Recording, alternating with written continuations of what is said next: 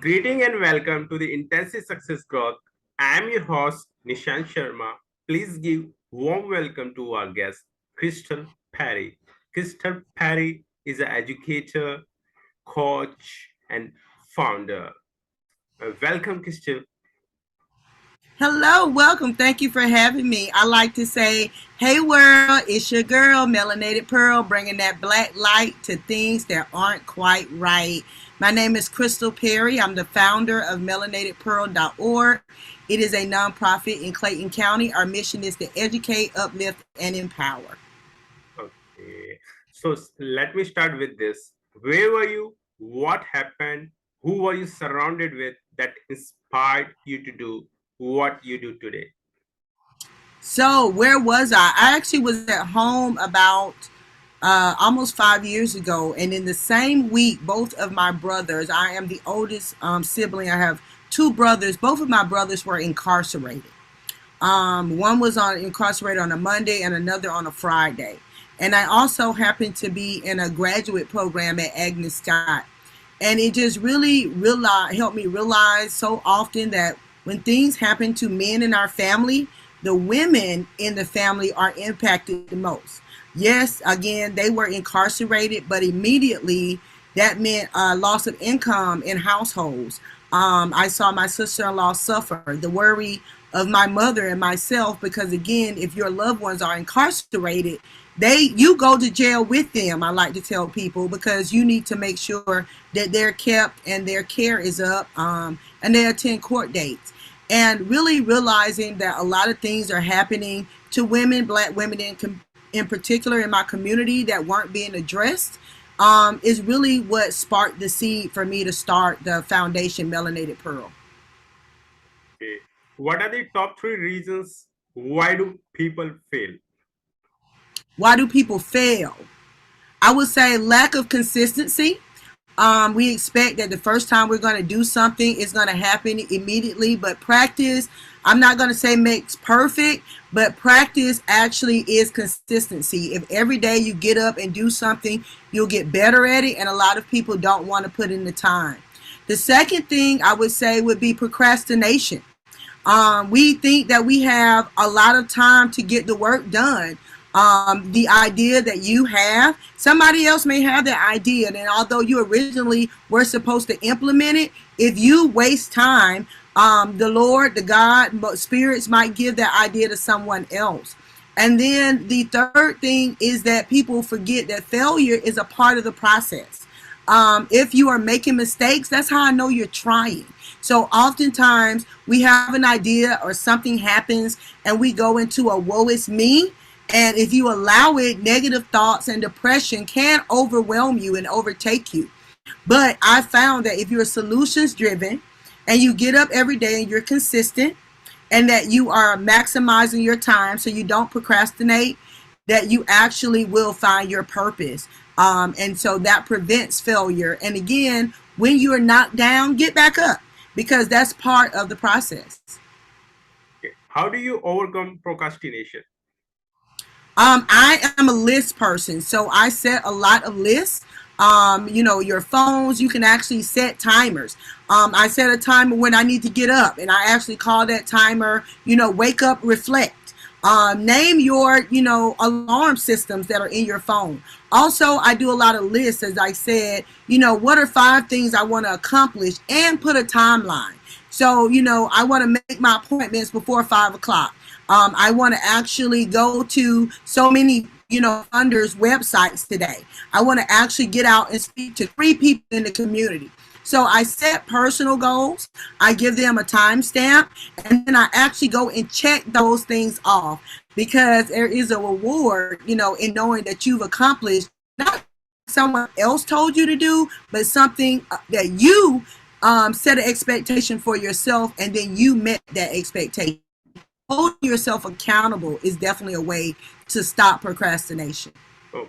What's your top three success secrets that other can model from you? Success sequence, I would say, pull in good people around you. I like to say I'm a person of service. So I have other ladies and a gentleman who have a service mind that I actually check in with every week. So have a group of people who think like you. One of the things is engage in conversations with people who are not like you. Believe it or not, that diversity of thought actually helps us grow. Oftentimes, we can get caught in just bias because we are always hearing or always around people who think like us, who are passionate about things like us. But one of the keys to success is to actually engage with and entertain thoughts that are not like yours. And the third one is maybe a little cliche, but self-care. And self-care to me is not necessarily, going to get massages, but doing those things that are important to you that make you feel human. So checking in with family, it's important that I check in with my elders. Going into some type of water, going swimming, or actually a sauna. So, those are things that I know are personal, important for me. So definitely, I would say building that self-care. If it's journaling, if it's yoga, if it's running, don't forget to do those things that make you feel human. Okay, wow, amazing. So, what's your company motto? So our company model is bringing that black light to things that aren't quite right. So when I say that, what I mean is that oftentimes, particularly in the black community, there are a lot of things that are known but are not spotlighted. It's kind of the issue with the police, injustice, inequity in funding. Those are kind of things that I would say as a black female, I've experienced. And if you're in the black community, but we don't shed light on them. Incarceration in Georgia right now, 1 out of every 13 adults is actually involved in the prison industrial complex. So at Melanated Pearl, when we talk about educate, uplift, and empower, our motto is to actually highlight things that are actually in the dark. And when we talk about a black light, a black light exposes everything. So we expose issues in healthcare. We expose injustice. We expose things even within the black community that might be present, but that no one is talking about. Okay. So, who is your ideal client? My ideal, say it again, please. Who is your ideal client? My ideal client would be someone who is thriving, as I like to say, a passionate, engaged activist resisting limits. We call them pearls. Anyone who wakes up every day with a purpose, who knows deep inside that they have something they're meant to do, but they're resisting limits. Maybe they were born in poverty. Maybe they have a disability. Maybe their body or their mind, doesn't work like the norm. And so it's something that they actually have to fight every day, but they're passionate in telling their story. So again, even though we do target black females because that's my demographic, we don't discriminate against anyone. So if you're a passionate person and you're engaged again in your community and the issues around you, and you're active and you're an activist, meaning that you want to create change, and you may be resisting some limits, poverty, again, mobility, ability, then you would be considered a pearl, a gem. And we would want to engage with you because you would be our ideal client in helping you to achieve your goals. Okay. How do you find your ideal client for non-profit business? I will say, well, through our program. So we found a lot of clients. One, because of COVID. One of the programs that we've initiated has been our Mother of Pearl eviction, prevention, and rental assistance. So we found a lot of clients because people experienced COVID and they had a loss of income. And so that was directly impacting their ability to pay their rent. We also have a program called the Oyster Shell, where we create a safe space for nonprofit community leaders and small business owners. And so we saw that there was a need for funding, collective action. And then we started our summer showers program. We actually purchased a portable shower unit because we seen that the unhoused and homeless population was increasing. And so one of the ways that we get our clients and we meet people is that we're active in the community. But we are reading the newspaper and we are aware of the issues that are happening around us. And so we meet with our board quarterly and we devise programs that directly are going to serve the needs of the people in the community. Okay. So, how do you start your day? Oh, I start my day again, probably like everybody on my phone. Social media, I will say generally, I will start with Instagram because I get a lot of messages via Instagram. So if there's anybody I need to meet, one on one, then I would say also, as I said earlier, my phone is triggered with different alarms. So I try to meditate. I try to reflect early in the morning. If there are any people that I want to reach out to, I actually set them in my calendar, make sure I have their numbers. I schedule my email blast and my social media for today. If there are any one-on-one appointments, again, I confirm. And those are things I like to do really before 9 o'clock in the morning. And then from there, my day is set and I move through the day. Each day is different, but I do have the blessing of crafting each day to serve the needs of the people in my community. What are you grateful for today? I am grateful today because my husband is home. So I actually have been personally dealing with being a caregiver. I'm married to my husband of 22 years. He is a type 1 diabetic. And in the month of July, he experienced a medical emergency that kept him from working and really exposed a lot of medical issues and deficiencies in the medical system. And so I am most grateful because he was released from the hospital and rehab on Sunday, and he's about 80%. So I am very thankful for him and his health on this day. How young are you? I am 44 years young and the mother of twin boys who are 24 years old. You are not 44-year young. You are Yes. 18-year young with 26-year experience. Thank you. Thank you. Thank you. My pleasure. Who is your living mentor and what's the impact? My living mentor, I actually have two. They are my aunts.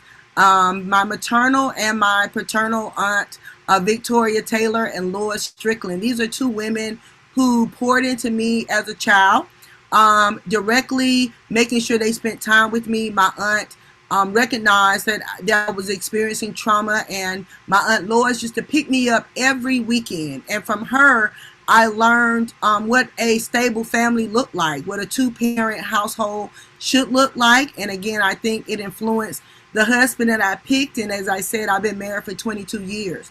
My paternal aunt, Victoria Taylor, is a woman who was in the military. She was a sergeant. So she modeled for me women in leadership. I understood that a woman could be in charge and be poised and be a mother and actually contribute to not only her community but serve her country. And so both of those women modeled for me at a very early age the strength of women and the power of community and the importance of giving back. Okay. So, what advice you will give younger yourself? Young leaders is don't wait. So I actually started Melanated Pearl in 2018, as I said, in a response to some trauma that was happening to me. And then in 2019, I lost my father, which gave me the financial backing to actually launch the business and do all of those things. But the vision and my purpose has been there all along. Early in my 20s, I loved to serve. I've always volunteered. And I just didn't have the business acumen and the resources to launch a business. So I will say right now in 2022 is the first time, one, we have a VP that is a woman.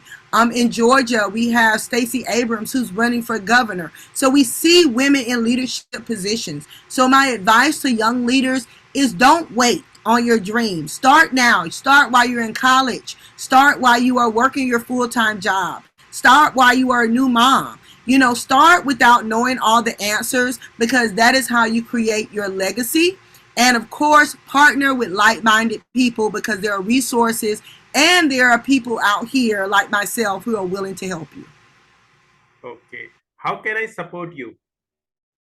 Oh, you can support us directly by donating. You can donate directly on our website at melanatedpearl.org. That's MELANATED pearl.org, melanatedpearl.org. You see the donate button. You can also donate via Cash App, again, at the $ melanated pearl corp. If you hashtag Melanated Pearl on Google, you will be able to follow us on any of the social media channels. And again, we are looking for volunteers. We have several events that come up throughout the year, especially our showers event where we serve those unhoused and homeless. So if you're not able to donate directly, you can donate items, food, clothing, as well as your time. So again, look us up at www.melanatedpearl.org. Okay. So, what would you like to say about your guest experience on this show? My guest experience with you Yes. has been phenomenal. So, one, thank you so much for reaching out. It really warms my heart when I meet people who are not necessarily women who highlight our work. And so it was easy to set up the call with you. Again, you have been very complimentary. It allows nonprofits like myself another platform to reach more guests. So thank you. And the real overall experience has been truly exceptional. Okay. What's your final word? My final word is that we can't do all things, but each of us can do something. And so I'll quote Gandhi and say, be the change that you want to see in the world. It's your girl, Melanated Pearl, bringing that black light to things that aren't quite right. Educate, uplift, and empower. Thanks, Crystal, for sharing your wisdom with us on the behalf of our community and team. We really appreciate you. Until the next time, all good wishes to you. Thank you, thank you, thank you.